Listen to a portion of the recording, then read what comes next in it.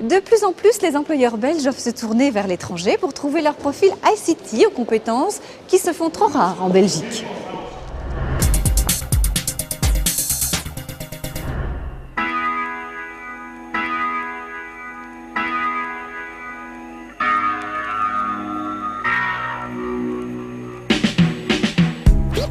Alors aujourd'hui, on a à peu près 10% des personnes qui viennent de l'étranger ici. Bon, ça fait sur les 40 qu'on est ici, ça en fait 4, donc c'est pas énorme. Et puis on a aussi un centre de support, mais qui est par contre délocalisé. Donc là, c'est une situation un peu différente où on aura cette année 8 personnes en Israël.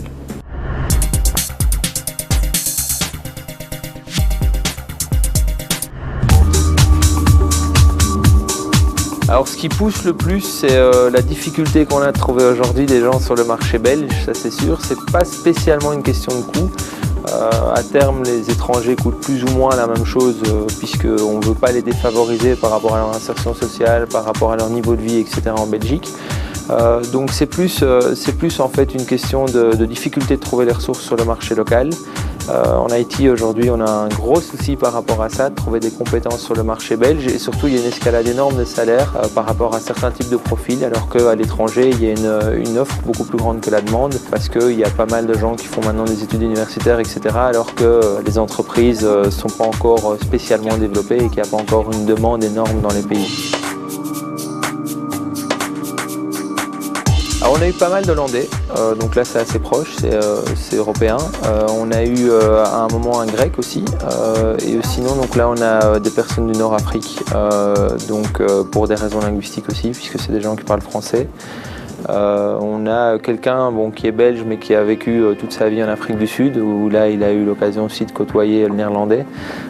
Donc même si c'est une personne belge, je ne l'ai pas compté dans les étrangers mais en tout cas qui vient quelque part de l'étranger, qui a étudié à l'étranger, qui a une culture un peu étrangère aussi de ce fait-là.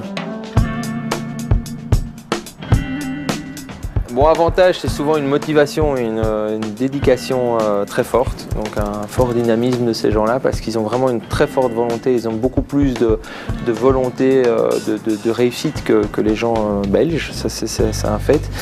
C'est aussi des gens qui ont une culture différente, ça peut être un avantage, ça peut être un inconvénient aussi, c'est sûr, mais dans certains domaines, c'est un avantage. Bon, il y a des cultures différentes qui font qu'il y a une approche différente de certaines choses et qui font que la mixité dans l'entreprise est plus grande, ce qui est toujours bien par rapport à des approches multiples d'un même problème. L'ICT, un secteur qui ne connaît pas les frontières. En matière de recrutement, la tendance est la même. Avant de venir juste en Belgique pour la première fois, je savais ce que c'était que la vie en Europe et j'avais eu juste un avant-goût. Souvent les gens ils commencent par soit chez un client final ou chez un partenaire et puis ils passent ou pas par un distributeur pour finir chez l'éditeur. Moi j'ai fait le parcours inverse dans le sens où j'ai commencé chez l'éditeur et puis au fur et à mesure j'ai fait toutes les étapes par lesquelles passe une opportunité. Voilà.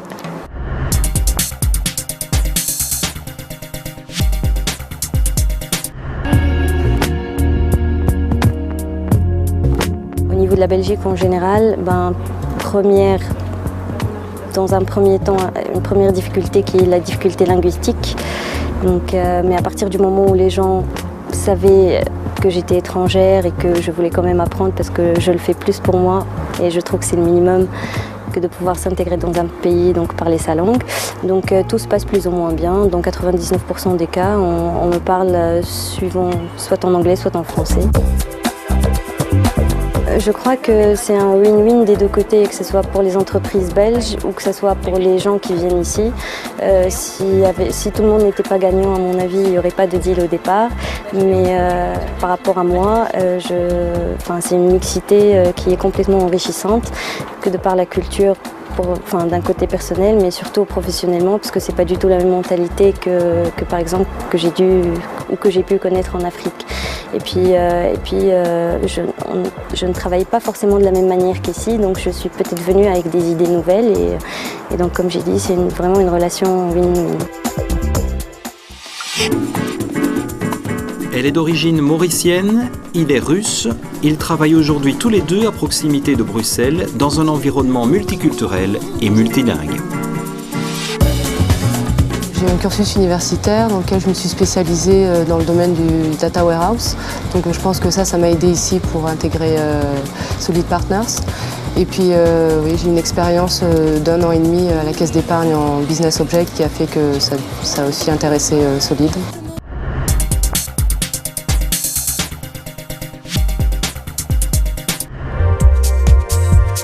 C'est un groupe qui a grandi énormément et la croissance est connue les 10 dernières années aussi par acquisition.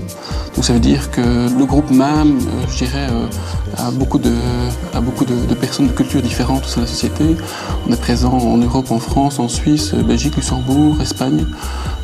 Récemment, la société a acquis des sociétés en Tunisie, au Brésil, au Canada. Et donc on reste avec 1200 personnes, je dirais encore une taille humaine, une PME. Et donc nous sommes poussés à travailler ensemble régulièrement. Et donc je dirais que le Kerus en soi est un groupe international avec beaucoup de cultures différentes.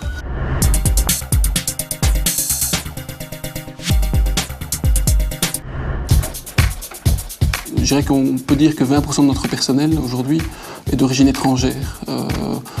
Ça va vraiment des personnalités, des consultants étrangers qui vivent ici depuis longtemps, comme des gens qui cherchent à venir travailler en Belgique et que nous engageons.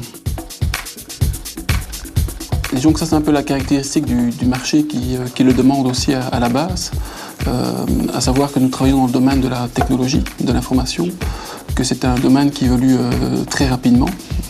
Et nos clients, qui sont pour la plupart des clients internationaux et mondiaux, sont de plus en plus exigeants, à savoir qu'ils demandent de la flexibilité, ils demandent de l'innovation, ils demandent aussi de l'autonomie.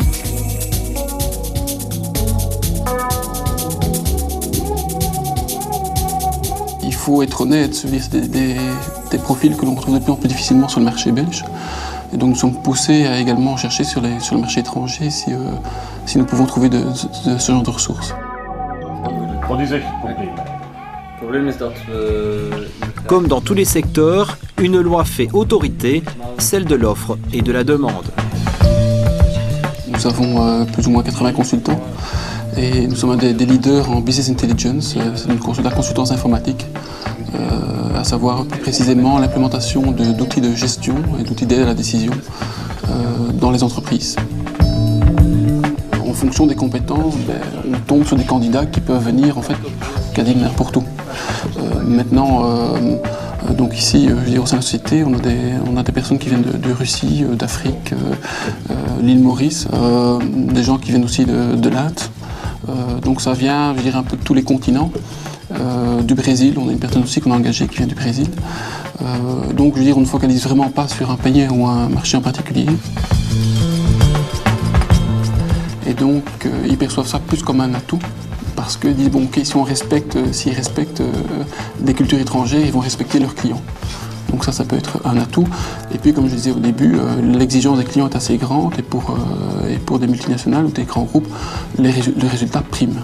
Alors que la personne pas français ou pas français, qui soit d'origine russe, africaine ou européenne, ce qu'il demande en premier, c'est le résultat.